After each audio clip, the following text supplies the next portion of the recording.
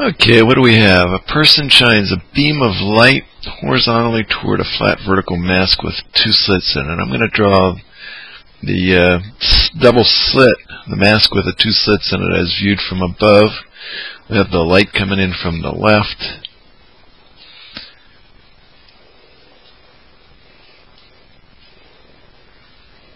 It's got a wavelength of 6.22. Well, I'll call it 622.2.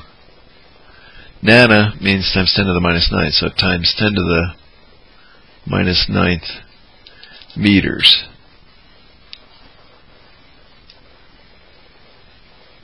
That's the wavelength of the light. Hits this double slit here, and then the light goes through and hits a screen over here.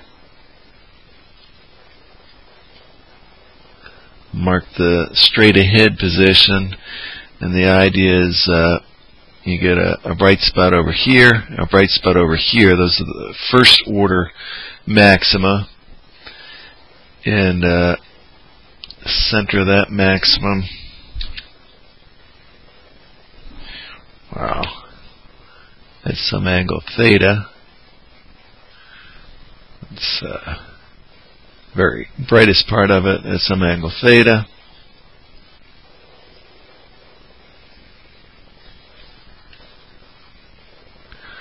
On either side where theta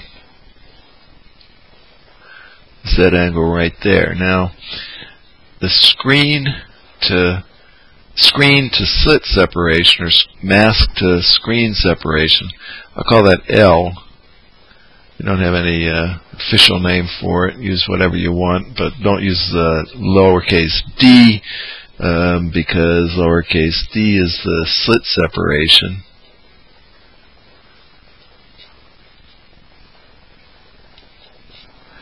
I wouldn't use uppercase d either because we use uppercase d for the slit width. L is okay though. L is given as 4.2 meters.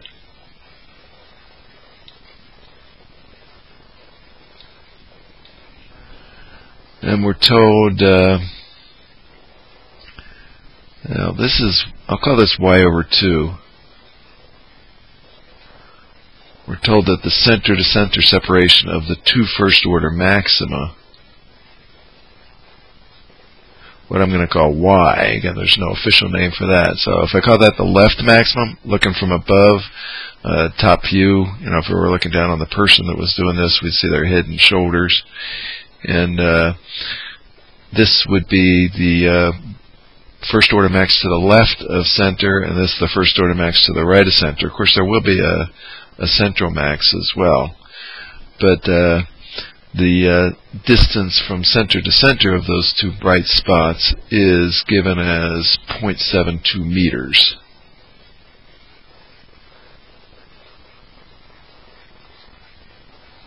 Alright, we're supposed to find this lowercase d. So in general, from your formula sheet for the positions of first order maxima, we've got m is equal to, m lambda is d sine theta, where theta is the angle between the straight ahead direction and the direction to the first order, to the maximum in question, and we're going to be dealing with m is equal to 1 because the problem talked about the first order maximum, the one just to the right of our one just to the left of center and one just to the right of center. So we're dealing with the first one. There are more further off the screen in this diagram. So let's see, the angle theta, well, its sign can be expressed as the opposite over the hypotenuse. I'll call the hypotenuse r. So it'd be y over 2 divided by r. And r itself from Pythagorean's theorem is this side squared plus this side squared, so I'll call it y over 2 all squared plus L squared. That's actually R squared. Take the square root of that and I get an expression for R. So substituting that in here, we got sine of theta is y over 2 divided by the square root of y over 2 squared plus L squared. And, let's see, I'm going to get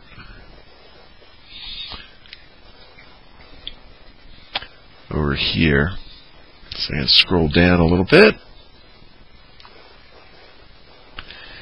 And I think at this stage, I'll go ahead and substitute that in. So I got lambda is d times y over 2 times that square root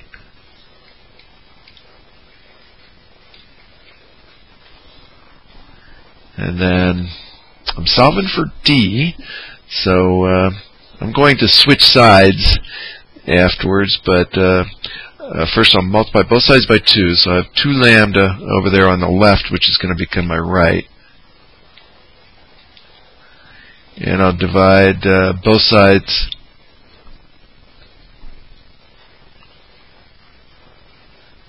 I want to multiply both sides by 2. Oh, and also multiply both sides by this square root thing.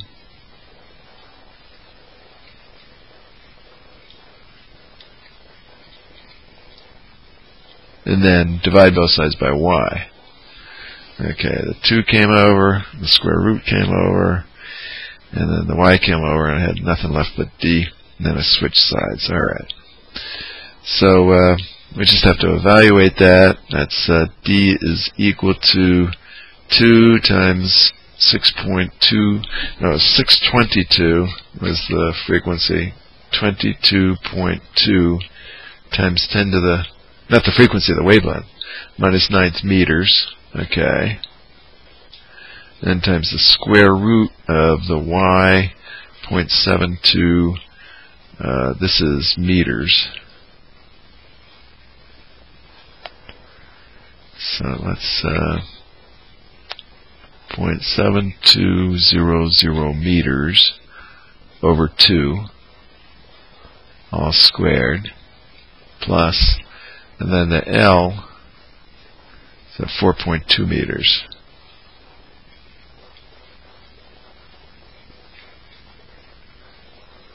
That's got to be squared. And then everything's got to be divided by y, which is the 0.7200 meters. And I substitute everything into a calculator, and I get d is equal to, let's see how many sig figs I should use. Looks like 4. You got 4 sig figs everywhere. So, is that right? These are actually, it's only good to 3 sig figs here. And 0.1, that one's good to 4. And this one, it's this digit right there. So everything's good to 3 sig figs. So I'll round it off to 3 sig figs. And I get, just for this preliminary result, because I got to do all this with, I'll actually do a full-blown error analysis on this, the error propagation. So I get 7.29 times 10 to the minus 6 on my calculator. So to get that with error, what we need to do is use, I think I'll say, using Gauss EP, we get such and such. So using Gauss EP to evaluate, d is equal to 2 lambda, I'm just copying it from up here, times the square root of y over 2 squared plus L squared all over Y with, you got lambda equals 6 point, oh, I keep doing that 6 point, and I want 622.2 times 10 to the minus 9th plus or minus 0.10, it looks like. Yeah, 0.10.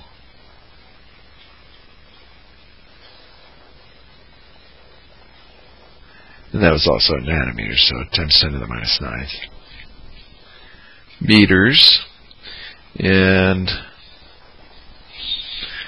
let's see what comes next. The Y. 0.7200. I'll go right there, and then I'll look up to get the error. That's 0.003. This one, by the way, is 0.01. So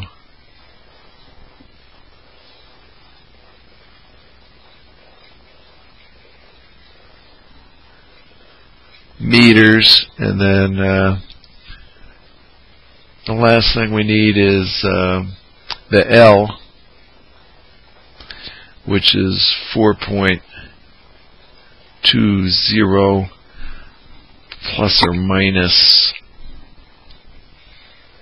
0.01. Check my memory on that one. 0.010 meters. Using Gaussian P to evaluate D is equal to width, we get D equals, okay, well, let's go ahead and use Gaussian P to evaluate it. I'll go open up a browser. I want it to fit the part of the screen that you can see, so I'm going to go Google Gauss EP, and that's not actually what I wanted. Let's try Googling calculus-based physics.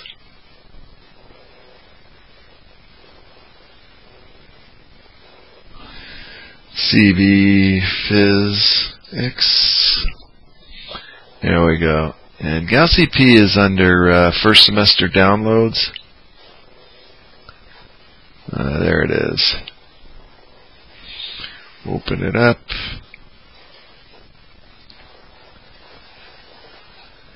Okay, my name goes there. I'm Professor Schnitt.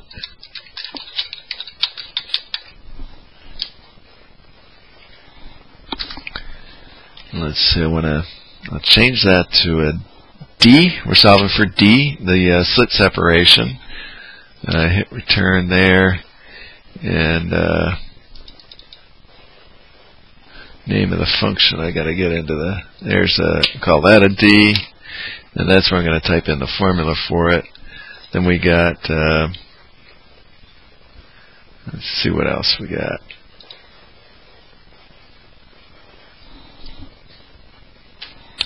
You got a lambda. Go ahead and type that in. Lambda. Lambda. And it's at, got a value of 622.2. E means times 10 to the minus 9. With plus or minus 0.1 E for times 10 to the minus 9. Okay, I was just looking up here for the 0.1. And then we got Y.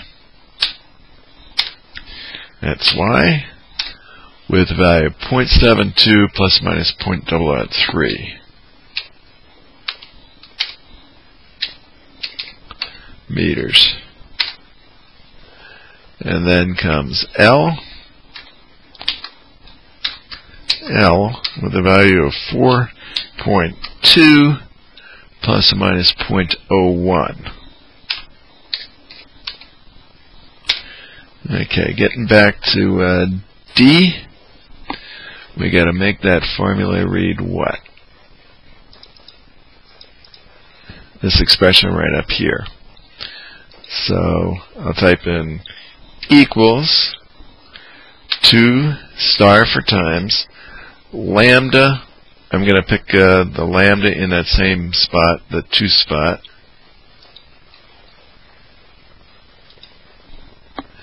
And then times square root SQRT, open parentheses. And I'm going to do another open parenthesis for the y/2. So there's the y/2, close the parenthesis for it, and then to the 2 power, and plus the L, that's that guy, to the 2 power, close parentheses for the square root, slash, and then I need a y, which is that one. Just click on it, hit return, and that should do it. 7.2, and that's what I was, 7.29 times 10 to the minus 6. That's what I was getting up there. So that looks good. Note, by the way, that I didn't check on this, but there were 3 variables in the function I'm evaluating, and this is already set to 3, so we're set there. So I got to copy that down. Actually, that's a bit much. I should just raise this up for you. So I'm going to do a Control-C. So now I got that number on the clipboard. I'll just click here, then go all the way down to the bottom of the list, and shift-click on the last one. So I've selected all of them, and then do a Control-V, and that pastes this number into all of them, and I can see that indeed they're all now that value. Click up here someplace to get out of that, and hit F9 to recalc. Verify that these numbers change. Yep, the graph changed, everything changed. This thing's showing all zeros. That's no good. I'll double click on one of those. It's the number format should be, if I change that to scientific, some values it comes out zeros, changes to scientific, you can see the values. And then, yeah, this is showing 7.29 times 10 to the minus 6. This would be 0.035 times 10 to the minus 6. I want one more digit in there, so I'm going to right click on that and do format cells. I'll go force it to be scientific instead of general with 3 places after the decimal. I get 7.286 plus or minus, and this should only be quoted to 3.5. So times 10 to the minus 8, or 0.035 times 10 to the minus 6. So 7.29286. Actually, I want to go a little bit further. I use the same actual value that I got up here, but that is 7.286. This thing's peaking at the value I get from pure evaluation. Okay, so we can type that in over here.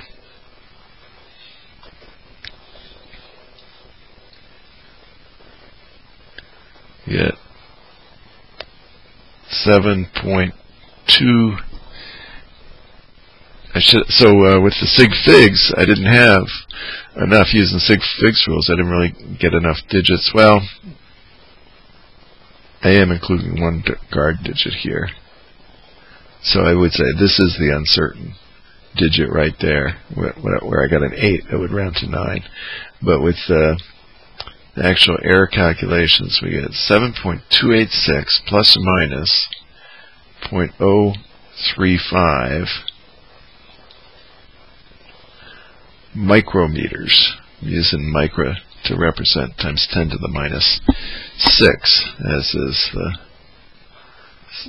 convention for metric units. And that's my answer. Of course, we've got to print this spreadsheet.